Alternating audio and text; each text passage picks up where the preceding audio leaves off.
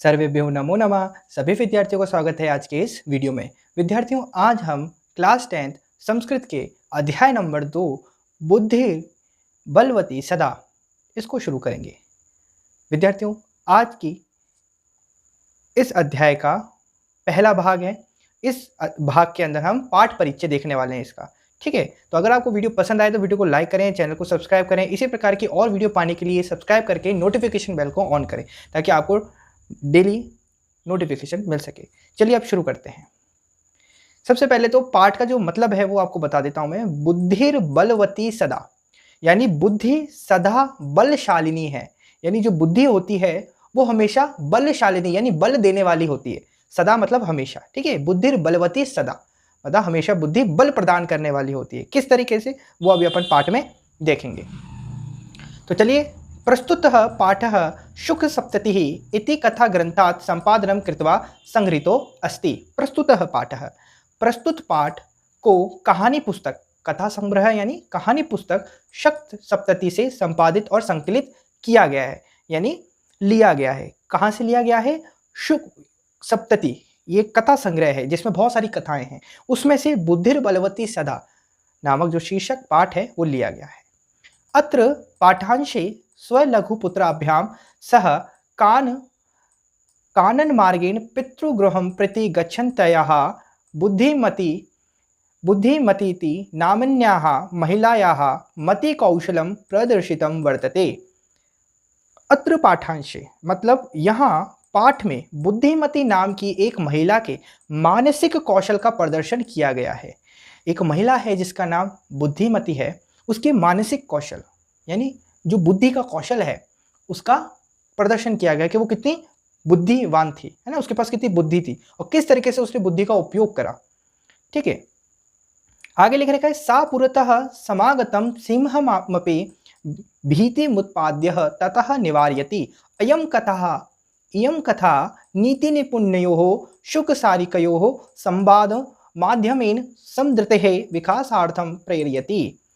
मतलब जब वह यानी वो बुद्धिमती नामक महिला अपने दो छोटे छोटे बेटों के साथ जंगल से अपने पिता के घर जाती है, वह अपने सामने एक शेर को भी डराती है और फिर उसे रोक लेती है। यह कहानी नैतिकता के विशेष शुका और सारिक के बीच संवाद के माध्यम से अच्छे शिष्टाचार के विकास को प्रोत्साहित करती है। ठीक है, ये कहानी क्या है? इसके अंदर जो बुद्धिमती नामक जो महिला होती है वो अपने पिता के घर जाती है अपने छोटे छोटे बेटों के साथ। तो मार्ग के अंदर एक घना जंगल आता है, तो वहां पर उसका सामना एक बाघ से होता है। तो बाघ को वो किस तरीके से बुद्धि की सहायता से उसको भगाती है और अपने आप को सुरक्षित करती है, अपने साथ साथ अपने बच्चों को भी सुरक्षा प्रदान करती है। वो ऐसा कैसे करती है वही हमारे को इस पाठ के अंदर देखना है। ठीक है, ये कहानी शुक सारिकयोः संवाद माध्यमेन यानी शुक और सारिका के बीच में संवाद है। ठीक है, ये दो व्यक्ति हैं। चलिए अब अपन अपने जो मूल पाठ है उसकी ओर बढ़ते हैं। अस्ति देयलाख्यो ग्रामः, देउल नाम का एक गांव है। तत्र राजसिंह नाम राजपुत्र वसति स्म। उस गांव में राजसिंह नामक राजपूत या राजकुमार निवास करता था। एकदा केनापि आवश्यक कार्येण तस्य भार्या बुद्धिमती पुत्रद्वयोपेता पितृगृहं प्रति चलिता। एकदा केनापि मतलब एक दिन किसी आवश्यक कार्य से उसकी बुद्धिमती पत्नी भार्या मतलब क्या होता है? पत्नी, दो पुत्रों सहित पीहर की ओर चल पड़ी। पीहर यानी अपने घर की ओर चल पड़ी जहां पर उसके माता पिता रहते हैं। ठीक है, पितु गृहम, पितु यानी पिता का घर। ठीक है, मार्गे गहन कानने सा एकम व्याघ्रम दर्दर्श। राह में सघन वन में उसने एक बाघ को देखा। गहने जंगल के अंदर उसने एक बाघ को देखा। सा व्याघ्र मागच्छतम दृष्ट्वा धाट्यत पुत्रो चपेटया प्रहत्ते जगाद। कथमे केशौ व्याघ्र भक्षणाय कलहम कुरुतः। मतलब उसने आते हुए बाघ को देखकर ढीठता के साथ, किसके साथ? ढीठता के साथ दोनों पुत्रों को थप्पड़ मारकर कहा, चपेटयत है ना, चपेटया प्रहत्ते जगाद, मारकर कहा। क्या कहा? कथम एक केशौ व्याघ्र भक्षणाय कलहम कुरुतः, मतलब किस लिए एक एक बाघ खाने के लिए विवाद करते हो, क्यों लड़ रहे हो? हैं थप्पड़ मारा, चपेटाया प्रहाद, और थप्पड़ मार के कहा क्यों लड़ रहे हो, एक शेर है, हैं मैं खाऊंगा ऐसा क्यों कह रहे हो। ये किसने कहा, बुद्धिमती नामक महिला ने कहा। किससे कहा, अपने दोनों पुत्रों से कहा। आगे लिख रखा अयमेकस्ताव द्विभजे भुज्यताम पश्चात अनयो द्वितीयः कश्चि लक्ष्यते। मतलब यह तो एक ही है तो बांट कर खा लो, एक है बांट कर खा लो, इसके बाद कोई और दिखाई पड़े तो दूसरा देख लेना। तो ये किसने कहा, बुद्धिमती नामक महिला ने कहा अपने बच्चों से। ठीक है, अभी आपको पता चलेगा कि ऐसा क्यों कहा। ठीक है, इति श्रुत्वा व्याघ्रमारी काजित्यमिति मत्वा व्याघ्रो भयाकुलचितो नष्टः।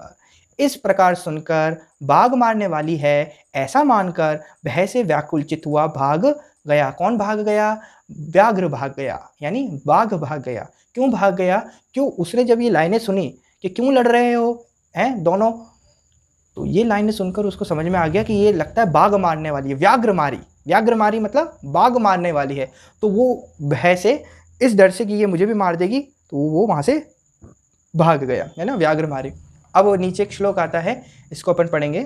निज बुद्धया विमुक्ता सा भयात् व्याघ्रस्य भामिनी अन्योपि बुद्धिमालोक्य मुच्यते महतो भयात्। एक बार आप मेरे साथ बोलेंगे, निज बुद्धयो विमुक्ता सा भयात् व्याघ्रस्य भामिनी अन्योपि बुद्धिमालोक्य मुच्यतो महतो भयात्। ठीक है, इसको आप याद करने की कोशिश करना। इसका मतलब है निज बुद्धिया विमुक्ता सा भयाद व्याघ्रस्य भामिनी, यानी वह रूपवती स्त्री अपनी बुद्धि से सिंह के भय से मुक्त हो गई। किसके भय से मुक्त हो गई, सिंह के भय से मुक्त हो गई, उसके डर से मुक्त हो गई। किसकी सहायता से, बुद्धि की सहायता से। निज बुद्धयो विमुक्ता सा भयाद व्याघ्रस्य भामिनी।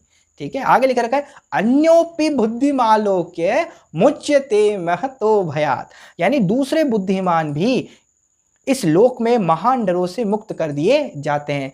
जैसे कि और भी जो बुद्धिमान लोग होते हैं इस लोक में, जितने भी दुख होते हैं उनसे वो दूर हो जाते हैं। जैसे एक यहाँ पर बुद्धिमती का क्या दुख था कि उसके सामने शेर आ गया था, तो उसने अपनी बुद्धि का प्रयोग कर उस भय से, उस डर से, उस दुख से अपने आप को मुक्त कर लिया। तो ऐसा सिर्फ वही लोग कर पाते जो बुद्धि का प्रयोग करते हैं, जो बुद्धिमान होते हैं। आगे लिख रखा है भयाकुलम व्याघ्रम दृष्ट्वा कंचित दूरदः श्रृगालः सन्नाहा भवान कुत भयात पलायतः।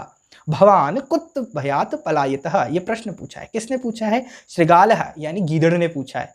धूर्त श्रृगालः यानी चालाक गीदड़। क्या है कि बाघ को भय से व्याकुल देखकर, बाघ को डरा हुआ देखकर किसी चतुर यानी चालाक गीदड़ ने हसन्ना यानी हंसते हुए कहा, भवान कुतः भयात पलायत, आप भय से कहां भाग चले, आप भय से कहां भाग रहे हो। ठीक है, अब शेर जो बाघ है, व्याघ्र है, वो डर के कहां भाग रहा है, इसके आगे की कहानी अपन अगले वीडियो लेक्चर में देखेंगे। आज के लिए इतना ही। नमो नमः।